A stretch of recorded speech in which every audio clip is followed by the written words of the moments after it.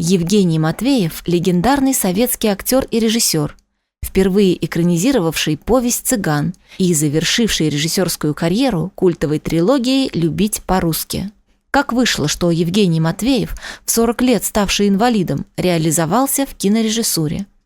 Почему Евгений Семенович уходил из семьи, а когда одумался и вернулся, его единственная мудрая жена Лидия приняла его обратно, ни разу не упрекнув?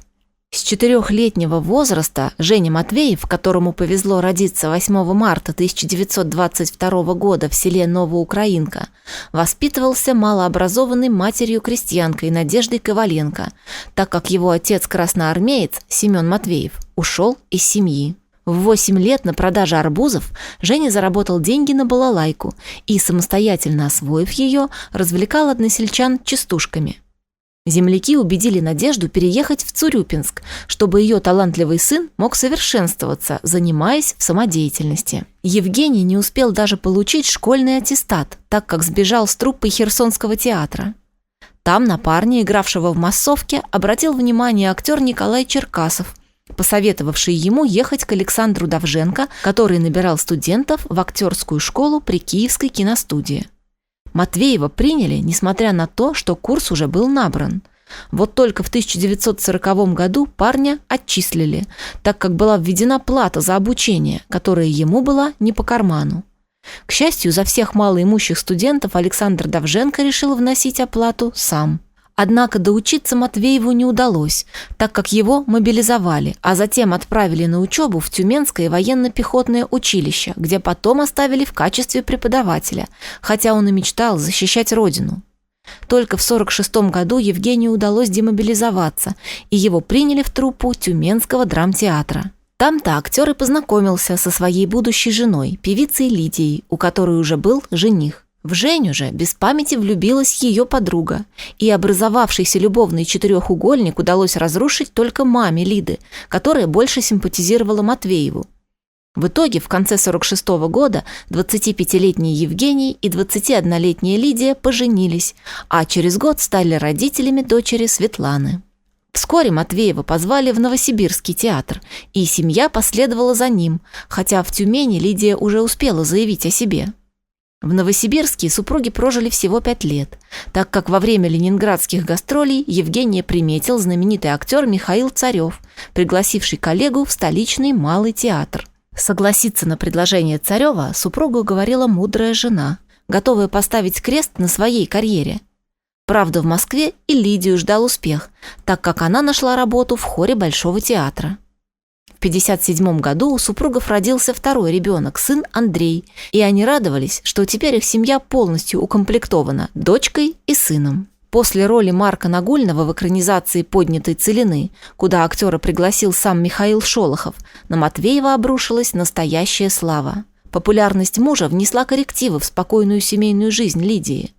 Матвеева окружали толпы поклонниц, да и сам Евгений не раз признавался, что влюблялся в партнерш по фильмам, хотя и платонически. А вот со съемок фильма «Родная кровь», где Матвеев был партнером Вии Артмане, актер вернулся сам не свой, и после долгих расспросов жены признался ей, что все его мысли заняла другая женщина. Лида собрала мужу чемодан, сказав, что у него есть год, чтобы выбрать между семьей и новой любовью. Но оказалось, что Евгений влюбился вовсе не в Вию, а в коллегу по Малому театру Ольгу Харькову, и поселился не у нее, а у друга. Довольно быстро Матвеев осознал, что не будет ему счастья с взбалмошной и неуравновешенной Ольгой, и стал в письмах умолять жену о прощении. Любящая Лидия приняла оступившегося мужа обратно и ни разу не попрекнула его за этот мучительный год. В то время знаменитые киноактеры на гастролях часто демонстрировали свои лучшие экранные образы.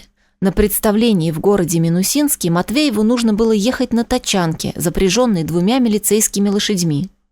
Испугавшись восхищенных возгласов зрителей, лошади понесли, тачанка перевернулась, и Евгений получил серьезную травму позвоночника. В итоге Матвеев, надолго прикованный к кровати, а затем способный передвигаться только в железобетонном корсете, был вынужден уйти из Малого театра. Лидии пришлось стать единственным кормильцем в семье, но она не роптала на судьбу и не давала 40-летнему мужу-инвалиду чувствовать себя обузой. Тогда-то Евгений и задумал экранизировать повесть Анатолия Калинина «Цыган» и долго искал кандидатуру на главную роль. Перед самым утверждением актеров на худсовете актер Будулай отказался от съемок. Матвееву ничего не оставалось, как воспользоваться чьим-то советом. «Что ты мучаешься? Играй цыгана сам». И он сыграл, да так, что никто и подумать не мог, что зажигательный танец Будулая актер-режиссер исполнял под обезболивающими и в корсете, позволяющим поворачиваться только всем туловищем. После режиссерского дебюта Матвееву удалось не только снять большое количество фильмов, но и продолжить актерскую карьеру. В 1986 году на 5-м съезде кинематографистов Матвеева сместили с поста секретаря правления, несмотря на то, что он занимал эту должность уже 10 лет. Этот удар оказался для Евгения Семеновича даже страшнее инвалидности, и чтобы не наложить на себя руки, он приступил к написанию мемуаров. В начале 90-х драматург Валентин Черных отдал Матвееву сценарий будущего фильма «Любить по-русски». Госкино выделяло денег при условии, что режиссер уберет из названия слово «русский». Но Матвеев пригрозил наложить на себя руки, если это название не одобрят. В итоге зрители, уставшие от чернухи, с восторгом приняли этот фильм и стали требовать продолжения, но Госкино денег не выделяло.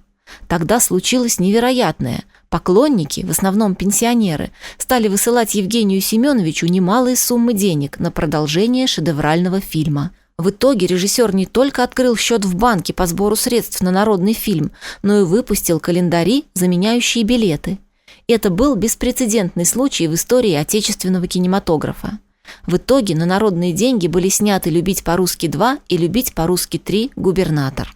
Только вот многие друзья-коллеги не могли простить Матвееву этого успеха и отвернулись от него. Вскоре у режиссера обнаружили серьезное затемнение в легких, явно указывающее на онкологию. Евгений Семенович скрыл от родных неутешительный диагноз, так как не хотел причинять им боль. И Лидия Алексеевна узнала правду, когда дни ее единственного мужа уже были сочтены. 1 июня 2003 года, на 82-м году жизни, Евгений Семенович покинул этот свет. Через 5 лет Лидия Матвеева лишилась сына Андрея. Его жизнь унесла автоавария. Утешала пожилую вдову лишь общение с 3 внуками и 4 правнуками. Лидия Алексеевна пережила единственного супруга на 14 лет, перешагнув 92-летие. Вечная память талантливому актеру, режиссеру, принципиальному патриоту и прекрасному семьянину, которого не сломали удары судьбы. Было интересно? Тогда поддержите видео лайком и подписывайтесь на канал. С вами была Анна из «Зеркала экрана».